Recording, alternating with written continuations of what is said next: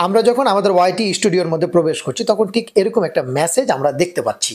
যখন আমরা এখান থেকে বের হয়ে আবারও আমাদের ওয়াইটি স্টুডিওর মধ্যে প্রবেশ করছি তখন এই মেসেজটা হারিয়ে যাচ্ছে। তখন আমরা ওই মেসেজটা আর খুঁজে পাচ্ছি না। এক্ষেত্রে আপনি কি করবেন? ডান দিকে লক্ষ্য করুন আর্ন লেখা আছে, এর উপর আপনি ক্লিক করবেন। ক্লিক যদি করেন তাহলে এই মেসেজটা এখানে দেখতে পাবেন। ঠিক আছে? এখন কথা হলো এই মেসেজটার মানেটা কি? এই মেসেজটা লক্ষ্য করুন, এখানে লেখা আছে ২০২৫ সালের ১২ই মে থেকে এখানে যে চেঞ্জগুলো করা হয়েছে সেগুলো মানে কার্যকর হবে। এখন কি চেঞ্জ করা হয়েছে? আমরা এর উপরে ক্লিক করি, ম্যানেজের উপরে ক্লিক করলাম। ম্যানেজের উপরে ক্লিক করলে সুন্দর করে এখানে লেখা আছে manage mid roll ad slots on existing videos.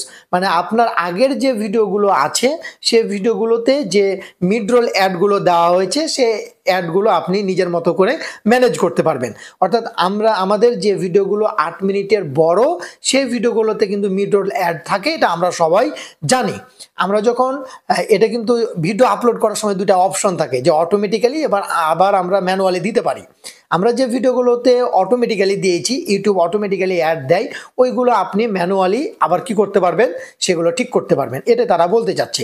এইটা ভাই তখন মানে ১২ই মে আসুক, তখন যে পরিবর্তনটা হবে তার উপরে একটা ভিডিও বানিয়ে দেওয়ার চেষ্টা করব। ঠিক আছে? এখন এটুকুই বুঝেন মানে কোন অপশনটা আপনাকে সিলেক্ট করতে হবে। নিচের দিকে লক্ষ্য করুন দুইটা অপশন দেওয়া আছে। এখানে সুন্দর করে লেখা আছে রিকমেন্ডেড, মানে এটাই বেস্ট। তাহলে আমাদের আর পরিবর্তন করার দরকার নাই। যেটা আগে থেকে সিলেক্ট করা আছে প্রথম কার্ডটা সেটাই সিলেক্ট অবস্থায় থাকবে, দিয়ে আপনি সেভে ক্লিক করবেন। দেখুন আমি সেভে ক্লিক করলাম।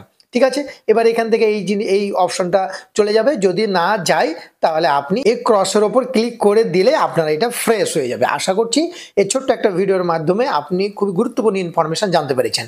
ভালো থাকবেন, সুস্থ থাকবেন, আমাদের সঙ্গে থাকবেন। আল্লাহ হাফেজ।